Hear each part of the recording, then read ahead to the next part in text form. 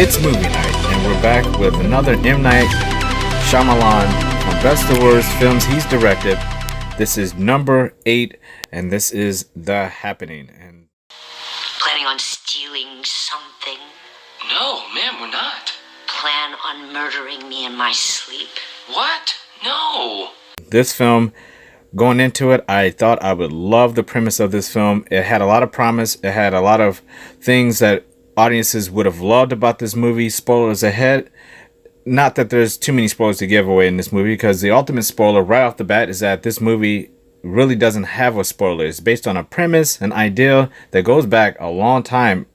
I mean, going way, way back to the beginning of humanity, about nature fighting back against human beings and us basically having the power, or lack thereof, to really influence the earth in a positive way. Meaning, trees have been along on this planet for a very long time, millions and millions of years. Earth has been populated by so many other things on this planet, whereas humans have been populated for a blink of an eye, relatively speaking.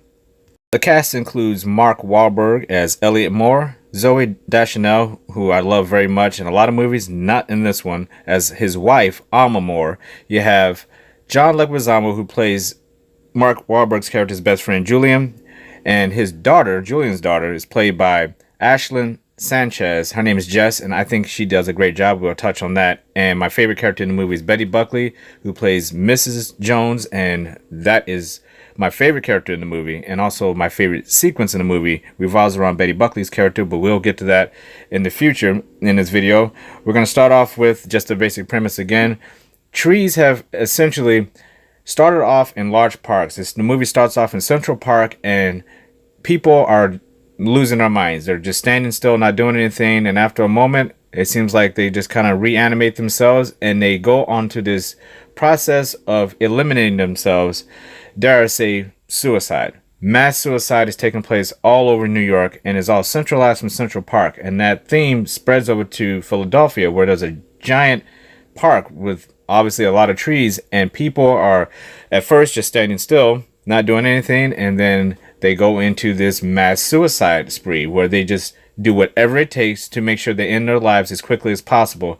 And this is where M. Night Shyamalan kind of had a great idea, where first and foremost, this is his first rated R film, and it shows he doesn't pull any punches with it. It is a brutal rated R with a certain aspect of the film, and that is his focus seemed to be, let me make this film as old school, Outer Limits, Twilight Zone, Alfred Hitchcock as possible, but let me put in some very, very unique and creative ways of people committing suicide, taking their own lives in very odd ways. And it works to a certain extent because they have to figure out a way to kill themselves very quickly. And I hate to keep saying the word kill themselves and suicide, because it's obviously a very, very touchy subject to anybody who has known somebody who has committed suicide. I know people who have committed suicide. So looking at these scenes, they do not take themselves very seriously, and I thought that was very clever of him. One of the knocks on this movie is that people seemed to laugh at some of these suicides because they were very outlandish, and not to give too many away, but we'll talk about a few of them in a moment. But some of the suicides are extremely brutal, but they're done in a way where, because they're in a trance-like state when they do it, when the actors perform, it comes off as very odd and surreal, dreamlike, where it doesn't really have that real touch. You don't really take any of the suicides too extremely seriously.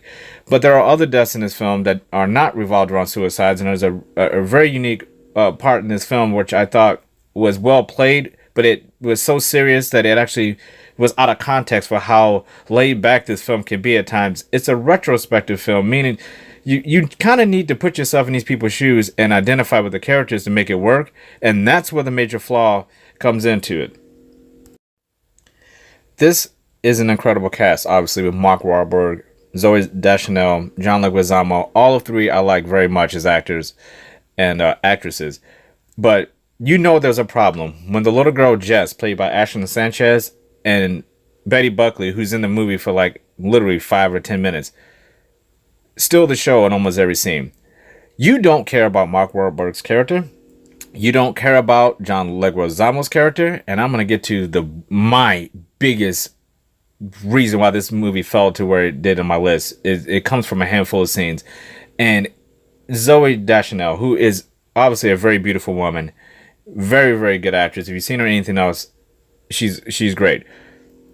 She is a fucking mannequin in this movie, and I don't know if M. Night Shyamalan told her to act this way, or she thought it was a great creative tidbit to add to her, a little nuance to add to her character, because she is fallen out of love, it seems, with Mark Wahlberg's character, and she plays it in a way where she's kind of almost in a daze. She's hypnotized. She almost plays it in a way where these trees are affecting these people and they just suddenly just stand still and don't do anything. She plays like that even though she's not affected by the trees at all.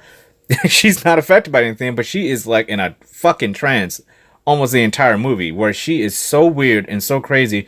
You almost start to suspect that Mark Wahlberg has to be crazy to be with this woman in the first place. And he's very upset. He thinks she's becoming distant. And as this tragedy unfolds with these mass suicides and these cities start to evacuate and all these things start to happen, the story between him, Mark Wahlberg, and Zoe is kind of pushed on you.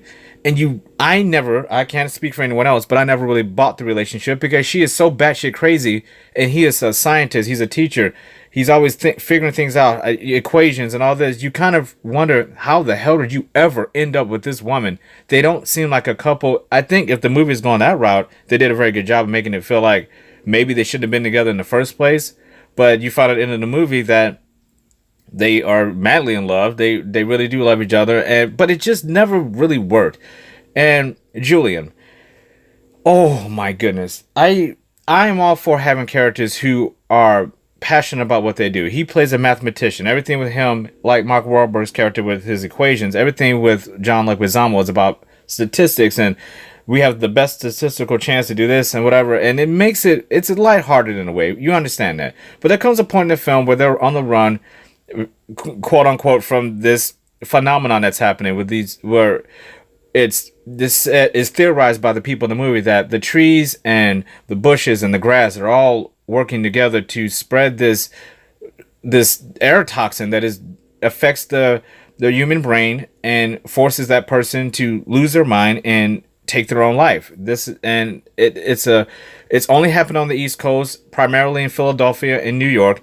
And it's isolated to that point where the rest of the nation is kind of not getting involved. They don't know if it's a terrorist attack, if it's airborne, did a bomb go off, is it a nuclear facility that's shooting off radiation? We don't know.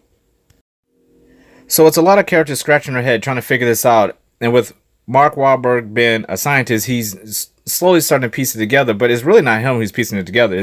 It's people through these news broadcasts that are piecing it together, and people aren't buying it. Most people in the country are thinking this is a terrorist attack. So because they think it's a terrorist attack, stupid things like them all being on a train and the train stops and tells everybody to get off and go scatter about, because they believe that this virus is mainly attacking people who are in large groups. So the smaller your group, the more isolated you are, the better chance you have of surviving this. So this train stops and tells everybody get off the train, and we're not going anywhere because we lost communication with everybody, which is stupid. When you think about that, wouldn't the safest place to be would be on a fucking train? Why would you stop a moving train and tell everybody to get off if there's a terrorist attack? It really makes no sense. That made no sense in the movie. But my biggest no sense moment comes from Julian, John Leguizamo. He is so irritating in this movie to me and annoying. I really just wanted to punch him in his fucking face almost every time he talked. Once it started getting to the point where he decides he can't get in touch with his wife. She's in Philadelphia. They're just right outside of New York.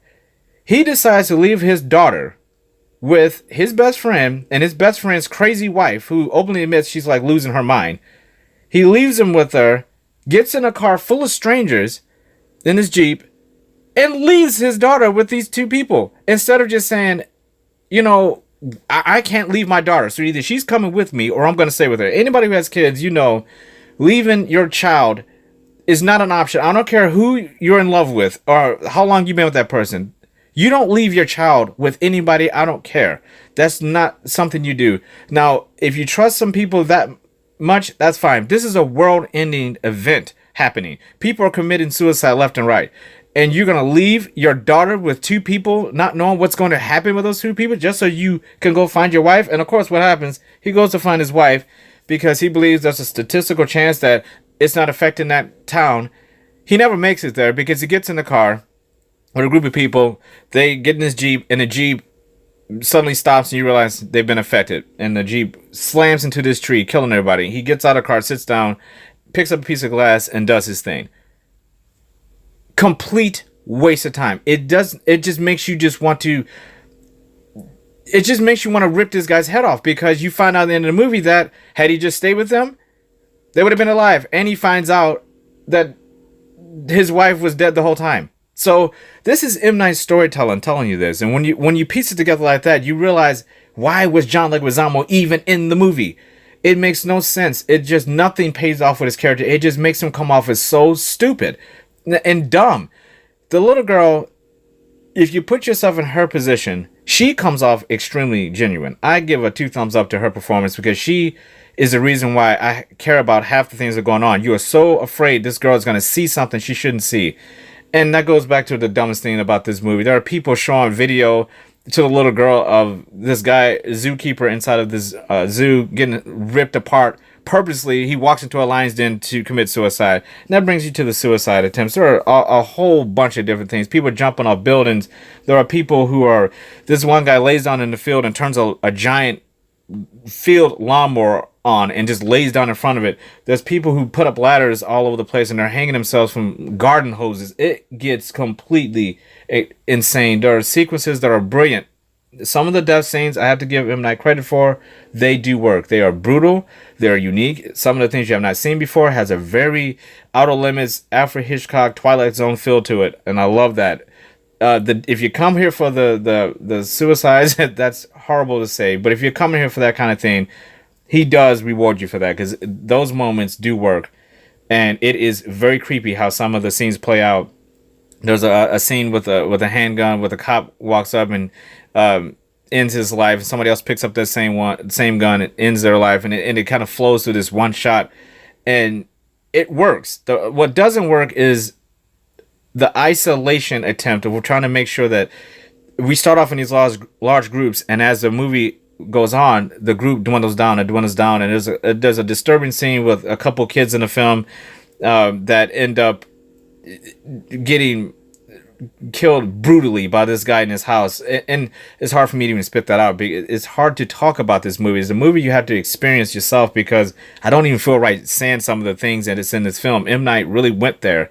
And, having 2 kids be killed in the way that they did in this movie, with this little girl watching, again, putting yourself in her shoes and having her witness these events, it is disturbing. He plays a lot off camera with people describing things that are happening that is worse than what you're actually seeing.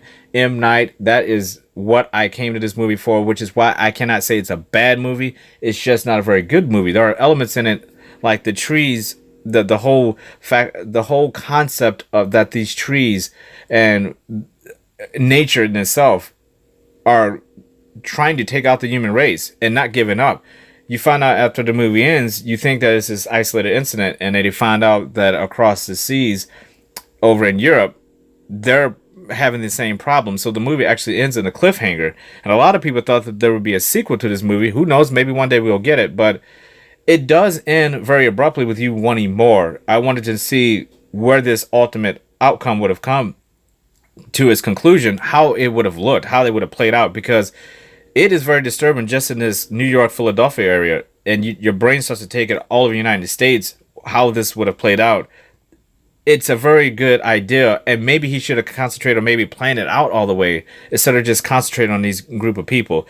Because again, Zooey Daschanel, she's very distracted in this movie, because she is so still in some shots where you have to look and say, is she even breathing? That's how still she is. Mark Wahlberg does his best that he can with this film. He even admitted like he's embarrassed of this film, and now he had some odds. He was at odds with M. Night on set, they said, because some of the storytelling elements, some of the ones I mentioned in this review, it just didn't work. And even Mark Wahlberg on set knew that it wasn't going to work. One of the best things about this movie, my favorite scene, is when Mark Wahlberg, Zooey Deschanel, and Ashton Sanchez, now this just a trio of them. Everybody else had been kind of wiped off and spread out to the point where now they're just this little trio of people running around after all these tragic events.